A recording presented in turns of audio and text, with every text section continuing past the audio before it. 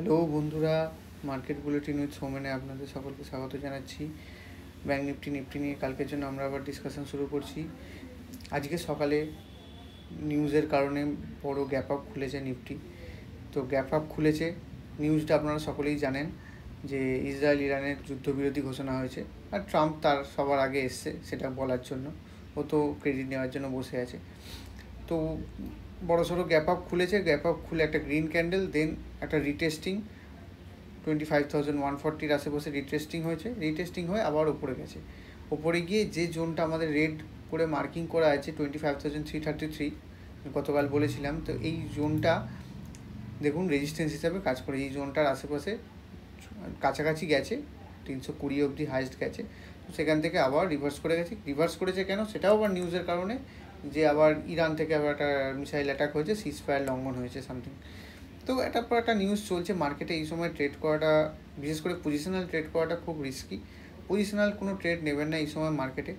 পজিশনালের জায়গায় ইন্টারডেতে যেরকম সুযোগ পাচ্ছেন কনফার্মেশন ক্যান্ডেল অনুযায়ী লেভেল টু লেভেল ট্রেড করবেন, সব থেকে বেস্ট কেস এটাই।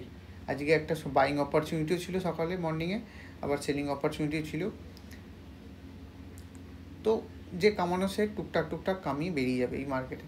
তো ইন্টারে করা এই মুহূর্তে সেফ, যেহেতু মার্কেট এই মুহূর্তে ভোলাটাইল, কখন কী করছে বোঝা যাচ্ছে না। পুরো নিউজ বেসড খেলা হচ্ছে মার্কেটে, কোনো ডিরেকশনাল কোনো সিচুয়েশান বোঝা যাচ্ছে না এখন, কারণ মার্কেট সাইডওয়েজ, অবভিয়াসলি সাইডওয়েজ রেঞ্জেই এখন ঢুকে আছে, যেহেতু আবার 25,000 আশেপাশে চলে। একবার মনে হয়েছিল যে মার্কেট আজকে ব্রেকআউট করে বড়সড় একটা ক্রস ওভার দেবে, ওপরে ব্রেকআউট বড়সড় করে দেবে, 25,400 ঢুকে যেতে পারে। তো হলো না, সেটা হয়নি, ক্যান্সেল হয়ে গেছে। জানি না আগামী দিনে হয়তো সেটা হতেও পারে, যদি ভালো কোনো নিউজ আসে বা কিছু, দেখা যাক। চলুন এবার ব্যাঙ্ক নিফটিতে আলোচনা করা যাক। ব্যাঙ্ক নিফটি বলেছিলাম যে এই গ্রিন জোনের আশেপাশে গেলেও যেতে পারে। তো এই গ্রিন জোনের আশেপাশে থেকেই একটা উপরে সেটা ক্রস করে একটা ফেক আউট করে আবার নিচে চলে এসছে। 56,778 আমাদের একটা জোন ছিল, সেটা ক্রস করেছিল ইন্টারডেতে, ক্রস করে আপনার 56,840 ওপরেও গিয়ে আবার নিচে এসে ফেক আউট করে মানে ফেক আউট বলতে ফেক ব্রেকআউটটা ফেল করে নিচে চলে এসে 56,461 ক্লোজ করেছে। ব্যাঙ্ক নিফটি এখন এই মুহূর্তে আবার নিউট্রাল জোনে, বিয়ারিশ জোন থেকে নিউট্রাল জোনে চলে এসছে। তো আমি এই মুহূর্তে ব্যাঙ্ক নিফটিকেও আমি কোনো ডিরেকশনাল বলতে পারছি না। আগে মনে হচ্ছিলো, কদিন আগে মনে হচ্ছিলো ব্যাঙ্ক নিফটি একটু বেশি বিয়ারিশ লাগছিলো। তো আজকে আবার বাউন্সের ফলে একটা নিউট্রাল জোনে এই মুহূর্তে দাঁড়িয়ে আছে। তো ব্যাঙ্ক নিফটিকে আমি এখন কোনো পজিশনালি বলতে চাইছি না। দেখা যাক ব্যাঙ্ক নিফটি কীরকম উপরের দিকে লেভেল ক্রস করলে তখন বুলিশ হবো, আবার নিচের দিকে লেভেল কাটলে আবার বিয়ারিশ হয়ে যাবো। 56,000কে ওয়াচ রাখবেন। 56,000-এর নিচে আবার ব্যাঙ্ক নিফটি খারাপ হতে শুরু করবে। তো 56,000-এ এই জোনটা খুব ইম্পর্টেন্ট নিচের দিকে। চলুন আজকে একটুখানি নতুন কিছু ডিসকাশন করা যাক, যেটা হচ্ছে আমরা কখনো দেখিনি, সেটা হচ্ছে স্মল ক্যাপ ইন্ডেক্স কীরকম আজকে বিহেভিয়ার করেছে সেটা আমরা দেখিনি। স্মল ক্যাপ ইন্ডেক্সে যদি দেখি 5 মিনিটের চার্ট থেকে চেঞ্জ করে, স্মল ক্যাপ ইন্ডেক্সে ওপর থেকে একটা ছোট্ট red candle, bearish candle. Small cap ইন্ডেক্সে বাউন্স সেরমভাবে আসছে না, অল্প স্বল্প বাউন্স এসছে। স্মল ক্যাপ ইন্ডেক্স এখনও বিয়ারিশ সেন্টিমেন্টকে বজায় রেখেছে। এটাকে একটা দেখুন, প্রথমে যদি আপনি দেখতে চান যে মার্কেট প্রথমে একটা বড় লেগ নিচের দিকে মেরেছে, যেটা শুরু হয়েছিল 19,600 থেকে 14,200 অবধি নিচের দিকে একটা বড় লেগ মেরে আবার একটা বাউন্স নিয়ে 18,800 ক্রস করে সেই এরিয়া থেকে আবার নিচে একটা আস্তে আস্তে নিচের দিকে যাওয়ার চেষ্টা চলছে। জানি না মার্কেট কি করতে চায়। স্মল ক্যাপ ইন্ডেক্সে দেখে মনে হচ্ছে নিচের দিকে কাটা উচিত, স্ট্রাকচার তাই বলছে। যদি না কাটে তখন কিছু করার নেই। এই মুহূর্তে তো সাইডওয়েজ আছে, যতক্ষণ না 18,000-এর নিচে যাচ্ছে ততক্ষণ আমি কনফার্ম হতে পারবো না যে স্মল ক্যাপ ইন্ডেক্স নিচে যাচ্ছে কিনা। স্টকসে বড় কোনো মুভমেন্ট নেই, আমি স্টকস নিয়ে আলোচনা করবো আগামী দিনে হয়তো, কিন্তু স্টকসে বড় কোনো মুভমেন্ট নেই, স্টকস নিয়ে এখন আলোচনা করতে চাইছি না। আর সেবি রেস্ট্রিকশন আছে, সেই জন্য স্টকস নিয়ে বেশি আলোচনা করা যাবে না। আমরা যদি স্টক নিয়ে আলোচনা করার থেকে আমরা স্টকসের যেসব মানে সেক্টর ইন্ডেক্স নিয়ে আলোচনা করতে পারি, সেক্টর ইন্ডেক্স থেকে অনেক কিছু ভিউ পাওয়া যেতে পারে, ওটা বেশি বেনিফিশিয়াল হবে। তো আমরা যদি দেখি এই মুহূর্তে নিফটি অটো কি করছে, নিফটি অটো দেখুন, নিফটি অটো কি একটা প্রথমে একটা ডাউন ট্রেন্ড, তারপর একটা বাউন্স নিয়ে একটা সাইডওয়েজেশন। তো নিফটি অটো ক্লিয়ার বলছে যে বাউন্সিংয়ে আছে, ও কোনো নতুন ট্রেন্ড শুরু করেনি। তা শুধুমুধু আমরা মার্কেটে সেক্টর ইন্ডেক্স যদি আমরা অ্যানালিসিস করি, এরকম সব সেক্টর আপনি যদি দেখেন, নিফটি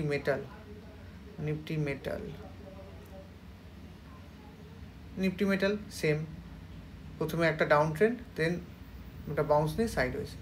তো মার্কেটে কোনো এই মুহূর্তে মানে আমি পজিটিভ সংকেত পাচ্ছি না, বা বুলিশ হওয়ার মতো কোনো সংকেত সেই মুহূর্তে পাচ্ছি না।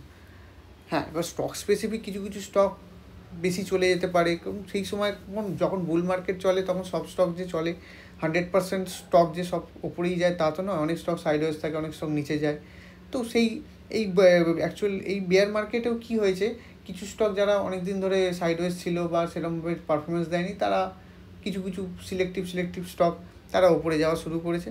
তো সবথেকে বেস্ট এই সময় যারা একদম স্টক স্পেসিফিক কাজ করতে পারে তাদের জন্য খুব ভালো এই মুহূর্তে মার্কেট, কারণ মার্কেটের কোনো এই মুহূর্তে ডিরেকশান নেই মহাভারত। তো যেখানে কোনো ডিরেকশান নেই সেখানে আমরা ট্রেড করতে একটু সমস্যাই হয়। আর রাদার যারা একদম সমস্যা হচ্ছে কাজ করতে, তারা একটু সাইডে থাকাই ভালো মার্কেট।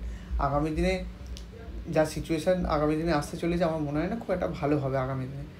তো সাইডে থেকে ওয়াচ করুন, মার্কেটকে দেখুন, এটাই সবথেকে বেস্ট। আর নিফটি মেটাল দেখলাম, এরপর চলুন নিফটি আরও দেখাচ্ছি। নিফটি পিএসইউ,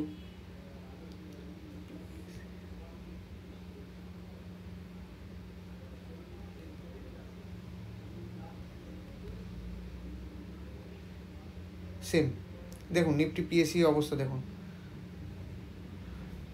নিফটি পিএসসি হচ্ছে আপনার গভর্নমেন্ট যেসব স্টক আছে সেসব রিলেটেড, গভর্নমেন্ট স্টকগুলো সব একটা ডাউন ট্রেন্ড, দেন একটা বাউন্স নিয়ে সাইডওয়েজ হয়, এবার আবার নিচে যাওয়ার প্রবাবিলিটি আছে। তা এখন প্রপার কোনো আপ ট্রেন্ডের সংকেত নেই, তো আপ ট্রেন্ডের সংকেত নেই, তাহলে স্টকস রিলেটেড বেশি আলোচনা করে লাভ নেই। তো ব্যাঙ্ক নিফটিতেই আলোচনা থাকা ভালো।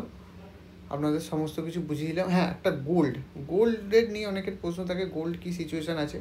তো গোল্ডের যা সিচুয়েশান, গোল্ডের দেখুন, গোল্ডের আমি ইন্টারন্যাশনাল চার্টই চালাচ্ছি, কারণ গোল্ডে ইন্টারন্যাশনাল চার্টে আপনারা ভিউটা ভালো দেখতে পাবেন। তো গোল্ডে আপনারা যদি দেখেন, আমি একটু প্রথমে মান্থলি চার্ট চালাই, দেখুন গোল্ডে যদি আপনারা দেখেন যে গোল্ড একটা বড় আপ ট্রেন্ডের সাথে যুক্ত আছে এই মুহূর্তে। ফার্স্ট আপ ট্রেন্ড 1970 থেকে শুরু হয়েছিল, 1980 অবধি চলেছে, দেন একটা বড় সাইডওয়েজ রেঞ্জ, দেন আবার 2000 সাল থেকে আবার উপরে যাওয়া শুরু করেছে, 2012 অবধি 11-12 অবধি মার্কেট গোল্ড ওপরে গেছে। তো একটা ভালো আপ ট্রেন্ড এই মুহূর্তে সেম আপ ট্রেন্ডেই চলেছে, একটা সাইডওয়েজ রেঞ্জ থেকে ওপরে গিয়ে আপ ট্রেন্ডে শুরু হয়েছে। তো দেখে মনে হচ্ছে এটা ফাইনাল আপ ট্রেন্ড, মানে ফাইনাল আপ ট্রেন্ড মানে আমরা যদি যারা এলিয়েট হয়ে পড়েছে তারা বলতে পারবে, তারা আরও ভালো বুঝতে পারবে যে মার্কেট 5 লেগে চলে। তো এটা বড় মেজর সাইকেলের গোল্ড কিন্তু একটা 5th ওয়েভে আছে। আমি একদম ডিটেলসে দেখাচ্ছি না, কিন্তু যারা নিও ওয়েভ বা এলিয়েট ওয়েভ জানে তারা বুঝতে পারবে জিনিসটা, যে একটা ফার্স্ট ওয়েভ তৈরি করেছে ওখানে 1980 আশেপাশে, দেন সেকেন্ড ওয়েভ আপনার